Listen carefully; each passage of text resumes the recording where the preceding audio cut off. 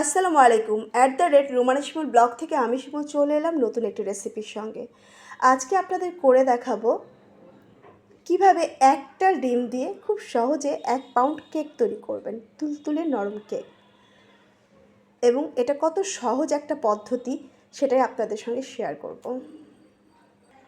প্রথমেই আমি যেই পাত্রে বা হাঁড়িতে বেক করব সেই হাঁড়িটা চুলায় প্রিহিট হতে দিয়ে দেব। তারপরে চলে যাব অন্য কাজে। চলুন। প্রথমেই আমি একটা ডিমকে 2 অংশে ভাগ করে নিয়েছি।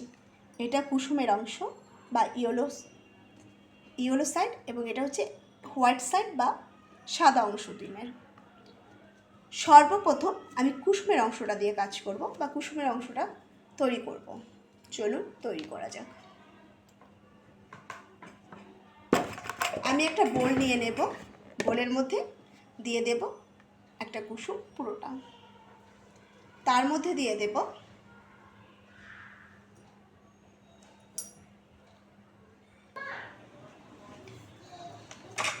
এই পর্যায়ে দিয়ে দেব ভ্যানিলা এসেন্স 1 চামচ। দেখুন 1 চামচ, চা চামচ এটা, হ্যাঁ, 1 চা চামচ ভ্যানিলা এসেন্স দিয়ে দিচ্ছি।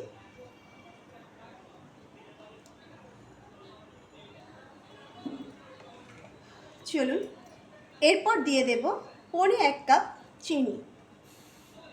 1.25 কাপ চিনি, এটা গুঁড়া চিনি আমি ব্লেন্ডারে ভাঙিয়ে নিয়েছি, অথবা আইসিং সুগার একই জিনিস, শুধু একটু কর্নফ্লাওয়ার মিক্স করতে হয়, দ্যাটস অল।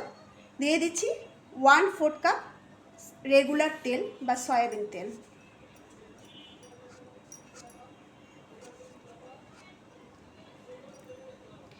দিয়ে দেব 1/3 কাপ পানি। যেহেতু আমি ডিম কম নিয়েছি এই জন্য আমি পানিটা দেব, এবং অবশ্যই দেব। দিয়ে দেব ভিনেগার, সাদা ভিনেগার 1 টিস্পুন বা 1 চা চামচ। এটা আমাকে বেকিং সোডাকে অ্যাক্টিভ করতে সাহায্য করবে। এবার এই মিশ্রণটাকে বিট করার পালা। আমি এরকম একটা বিটার নিয়েছি, এগ বিটার, এটা ছোট সাইজের এগ বিটার।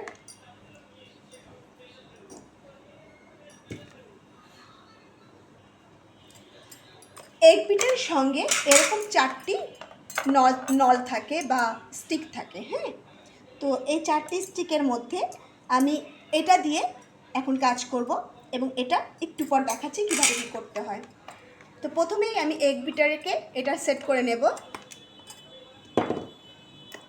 যাদের এগ বিটার নাই সেক্ষেত্রে আপনারা এই কাজটা এরকম একটা হ্যান্ড হুইপস দিয়ে করে নিতে পারেন।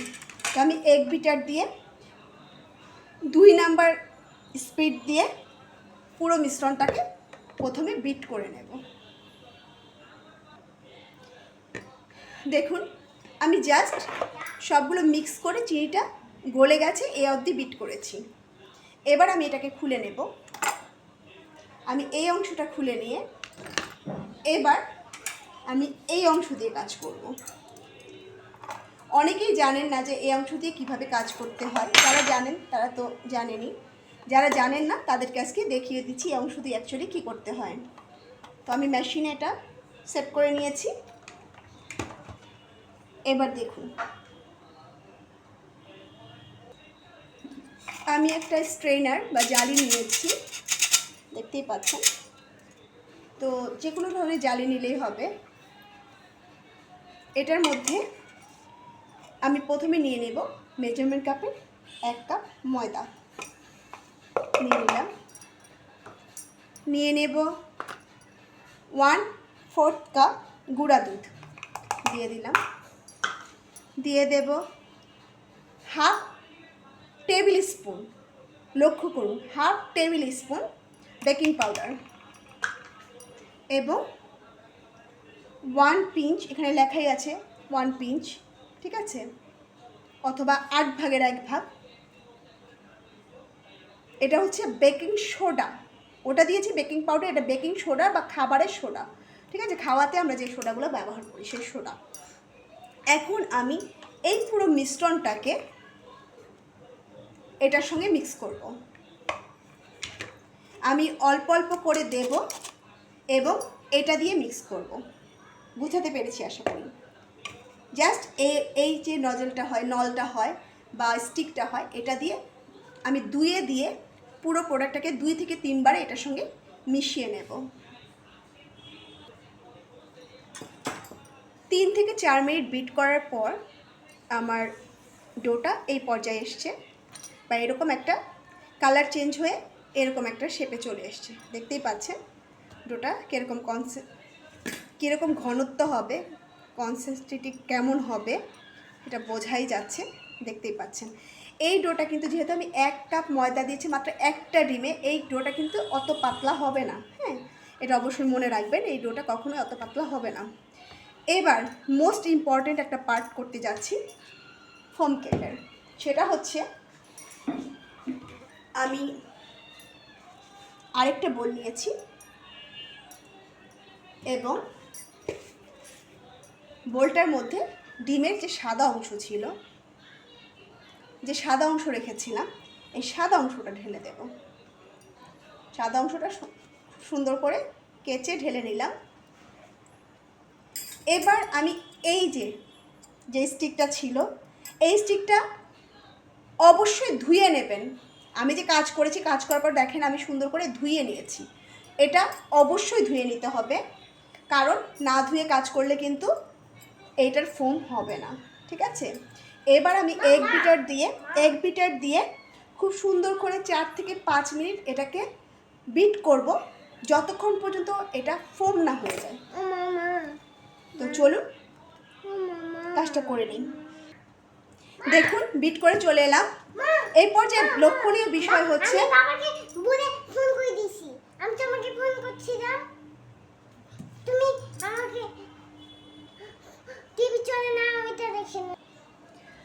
তো আমি বিট করে চলে এলাম। এখানে লক্ষণীয় বিষয় হচ্ছে, তো আমি ততক্ষণ পর্যন্ত বিট করব। দেখেন এটা একদম স্টেডি, ওভার বিট করতে যাবেন না। যখন দেখবেন এটা উল্টালেও পড়ে যাচ্ছে না, তার মানে আমার বিট কমপ্লিট হয়ে গেছে। তো যাই হোক, এটা কিন্তু উল্টালেও পড়বে না, এই অবস্থায় আপনাকে বিটটা শেষ করতে হবে। এবার আমি পুরোটাকে ঢেলে নিয়ে নিচ্ছি এইটার মধ্যে। হ্যাঁ, এই ফোমটা ভাঙা যাবে না। আপনি কোনো অবস্থাতে এটাকে ওভারবিট করতে যাবেন না। ওভারবিট করতে গেলে কিন্তু এটা ভেঙে যাবে। হ্যাঁ, ফোমটা ভেঙে যাবে, তখন কেকটা আর ভালো হবে না। আর দ্বিতীয় কথা হচ্ছে, এটা টাইম সঙ্গে সঙ্গে মিক্স করে নিতে হবে। এটা কিন্তু রেখে দেওয়া যাবে না। আপনি কোকের ফোমটা করে ডিমের ফোমটা করে, সাদা অংশ ফোমটা করে রেখে দিতে পারবেন না। আপনি এটাকে সুন্দর করে আমি মিশিয়ে নিচ্ছি। দেখুন ঘুরিয়ে আলতো হাতে মেশাতে হবে। এটা খুব ইম্পর্টেন্ট একটা টিপস। আপনাকে অবশ্যই ঘুরিয়ে আলতো হাতে এটাকে মেশাতে হবে, মিক্স করতে হবে। এই ফোম ভাঙা যাবে না, বা ফোম ভেঙে মিক্স করতে যাবেন না। দেখবেন মিক্স করতে কেকের ব্যাটারটা কিছুটা স্মুথ হয়ে আসছে বা লিকুইড হয়ে আসছে। দেখুন আমি কিভাবে করছি।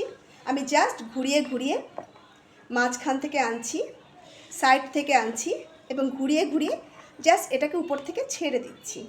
দ্যাটস অল, আমি শুধু ছেড়ে দিচ্ছি। এই জিনিসটা খুব সময় নিয়ে আপনাকে করতে হবে। প্রথমে আপনার মনে হতে পারে যে এটা হয়তো হবে না, বা মিক্সটা ঠিকঠাক হচ্ছে না, ভালো হচ্ছে না।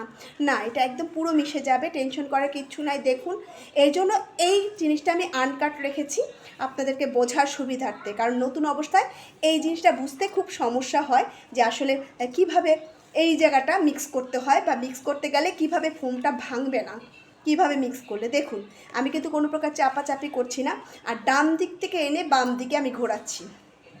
এটা হচ্ছে পয়েন্ট। এখন যারা বাঁ হাতি আছেন, বাম হ্যান্ডেড বা লেফট হ্যান্ডেড, তাদের ক্ষেত্রে কি করবেন, তারা তাদের সুবিধা মতন যেভাবে ঘোরাতে হয় সেভাবেই ঘোরাবেন। তবে বিষয় একটাই, 2 দিকে ঘোরানো যাবে না, যে কোনো একদিক ধরে ঘোরাতে হবে। দেখুন আমি এখান থেকে নিয়ে আসছি এবং ঘোরাচ্ছি, ঘুরিয়ে ছেড়ে দিচ্ছি, আবার এখান থেকে নিয়ে আসছি, মাঝখান থেকে তুলে ছেড়ে দিচ্ছি। আর এই কাজটা করতে দেখেন আমার এই ফোমটা মেশানোর সঙ্গে লক্ষ্য করবেন আমার কেকের ব্যাটারটাও কিন্তু খুব ফোমি হয়ে গেছে এবং ফুলে উঠেছে। এটা হচ্ছে লক্ষণীয় একটা বিষয়, এবং এই জিনিসটা খেয়াল করবেন। যদি এটা না হয় তাহলে কিন্তু আপনার কেক বসে যাবে বা কেকটা ফোমি হবে না বা তুলতুলে হবে না, ঠিক আছে? তো দেখতেই পাচ্ছেন আমি এভাবে করে তারপরে এই যে সাইডটা কেচে নিচ্ছি। আমি সাইডটা খুব সুন্দর করে স্প্যাচুলা থেকে কেটে নেব, কেটে নিয়ে আবার একটু মিক্স করব।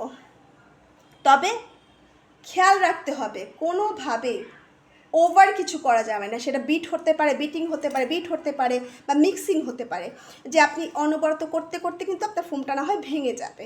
তো দেখতেই পাচ্ছেন আমি অলরেডি অলমোস্ট আমার কমপ্লিট। এখানে কোনো সাদা অংশ কিন্তু নাই, ডিমের কোনো সাদা অংশ আলাদা দেখা যাচ্ছে না। ইভেন আমার কেকের ডোটাও কিন্তু খুব ফোমি হয়ে গেছে। সো এই পর্যায়ে বুঝে নিতে হবে আমার কেকের ডোটা রেডি।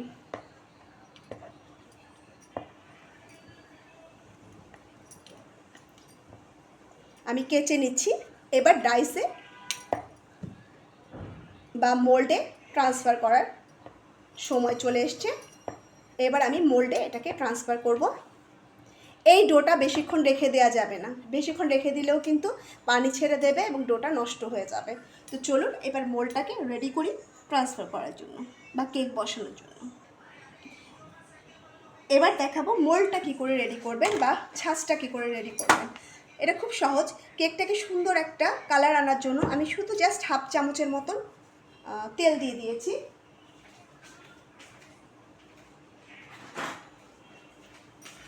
তেলটাকে আমি সুন্দর মতন ব্রাশ করে নেব।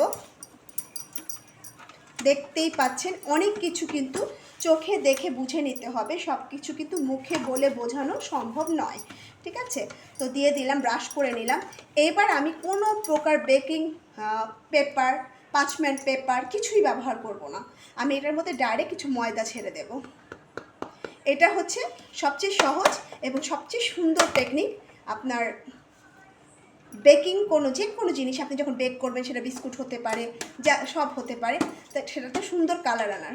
দেখতেই পাচ্ছেন যতটুকু সম্ভব আমি ময়দাটাকে গড়িয়ে গড়িয়ে সুন্দর করে সেট করে নিলাম। এটাকে আমি হাত দিয়ে কখনোই ধরতে যাব না, ঠিক আছে? দেখুন সেট হয়ে গেছে। এখানে কি বলে সেটাকে, এক্সট্রা ময়দা থাকলে ঝেড়ে ফেলে দেবেন। আমার এক্সট্রা নাই, তাহলে ঝেড়ে ফেলার কোনো দরকারও নাই। এই পর্যায়ে আমি মোল্ডটার মধ্যে আমার ব্যাটারগুলো ঢেলে দেব।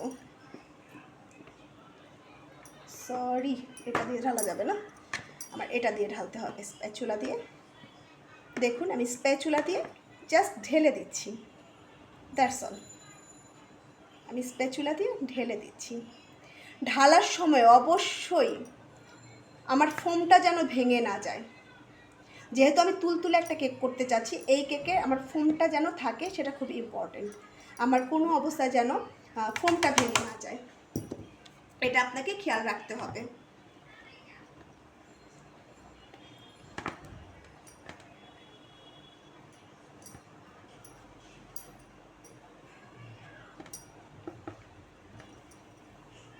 যেহেতু একটা ডিম, সেক্ষেত্রে কেকের ব্যাটারটা একটু ঘন হবে, ঠিক আছে? এটা দিয়ে টেনশন করা কিছু নাই, এটা একটু ঘনই হবে। যদি আপনি ডিম বেশি দিয়ে যখন আমরা কেকটা করি, তখন ব্যাটারটা খুব স্মুথলি আরও লিকুইড হয়, আরও লিকুইড হয়, পাতলা হয়। দেখতেই পাচ্ছেন আমি কিভাবে করছি, বিষয়টা দেখে শিখে নিতে হবে। এই যে আমি ঢেলে দিলাম, অলমোস্ট ডান, অলমোস্ট ডান। শেষের অংশটা দিয়ে দিলাম। এবার আমি কেকের ব্যাটারের পুরোটা এটা ভরবো। দেখুন যে কোনার অংশটা বাকি আছে আমার কেকের মোল্ডের, আমি সেই অংশটা কোনা কোনা ঢুকিয়ে দেবো, যেন আমার শেপটা সুন্দর আসে বা কেকটা সুন্দরভাবে হয়। দেখতেই পাচ্ছেন। এবার এরকম ট্যাপ করে করে আপনাকে বাতাস বের করে দিতে হবে, ঠিক আছে? ব্যাস হয়ে গেল, আমার রেডি। এবার যেটা আমি করব, আমি কেকটার মধ্যে চাচ্ছি সুন্দর একটা ফাটা অংশ আসুক বা ফাটল আসুক, সেই জন্য আমি কেকের মাঝখানটা যে কোনো একটা অংশ কিছু দিয়ে এভাবে কেটে দেব। দেখুন আমি কেকটাকে জাস্ট এভাবে নিচ বরাবর কেটে দিয়েছি, ব্যাস, আর কিছু না, কেটে দিয়েছি। এবার দেখতেই পাচ্ছেন, ওকে। এবার আমার এটা কেকের মোল্ডটা বা ছাঁচটা বেকিং পাত্রে দিতে হবে। চলুন চলে যাই চুলায়। চলে এলাম রান্নাঘরে। এবার কেকটা বসানোর পালা। আমি হাঁড়ির ঢাকনাটা তুলে দিচ্ছি।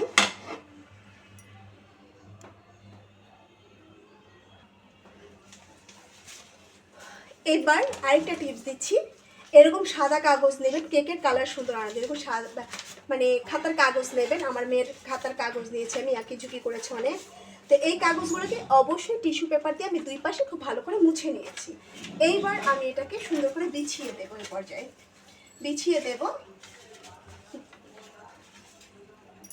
বিছিয়ে আমি সুন্দর করে বিছিয়ে দিলাম। এখন কিন্তু হাঁড়িটা প্রচণ্ড গরম, যেহেতু আমি অনেকক্ষণ ধরে ফ্রি হিট করেছি। বুঝে হাত দেবেন। আর দিয়ে দেব স্ট্যান্ড, একটা স্ট্যান্ড বসিয়ে দিলাম, সাইজ অনুযায়ী একটা স্ট্যান্ড বসিয়ে দিলাম। এবার আমি এটাতে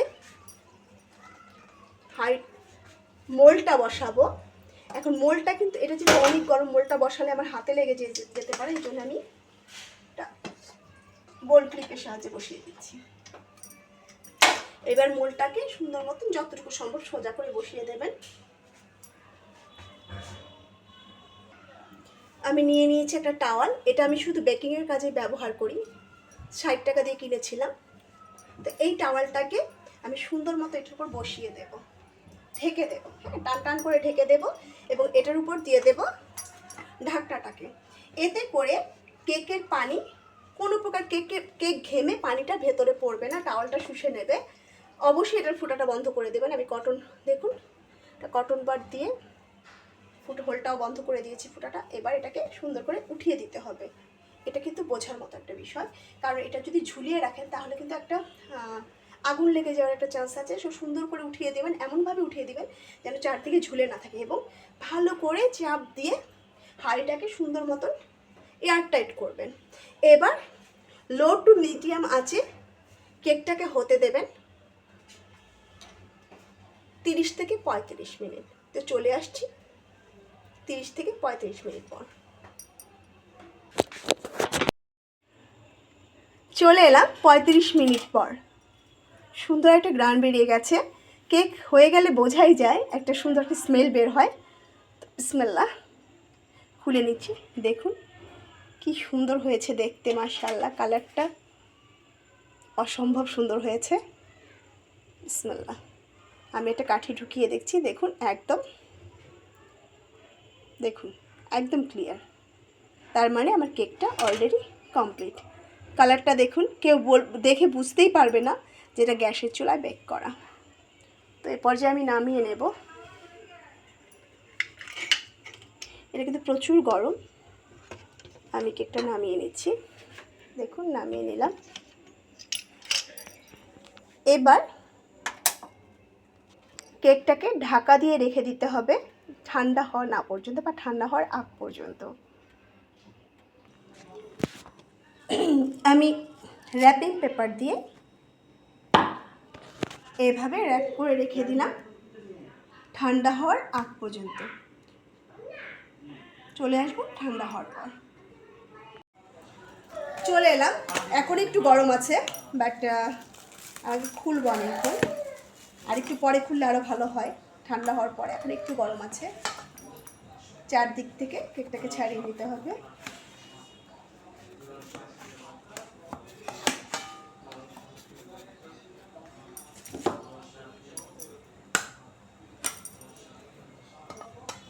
এবার আমি ট্যাপ করে ঢেলে নেব। দেখুন ট্যাপ করে ঢেলে নিয়েছি। দেখুন মাশাআল্লাহ, কেকের কালারটা বোঝাই যাচ্ছে না যেটা আপনি ওভেনে বেক করেছেন। যাই হোক, দেখুন কত সফট, কিন্তু ডেবে যাচ্ছে না। দেখুন আমি চেপে দিচ্ছি, আঙুলটা কিন্তু উঠে আসছে। প্রচণ্ড সফট হয়েছে কেকটা। এবং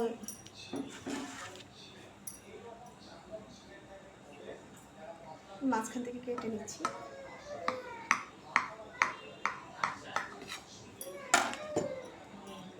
দেখুন কতটা ফ্লাফি, কতটা হয়েছে সফট হয়েছে। দেখুন কতটা সুন্দর হয়েছে। হ্যাঁ, আজকে কেটে দেবো। দেখুন কেকগুলো আমি কেটে নিচ্ছি, পছন্দ মতো দিব, পিস করে নিব। আমিও দিব। দিচ্ছি আমি।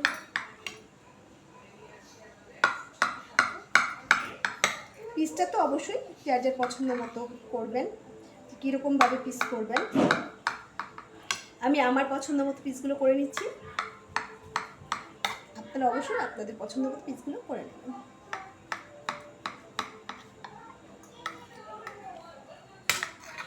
অনেকেই জানতে চান যে আটা দিয়ে কেক হয় কিনা।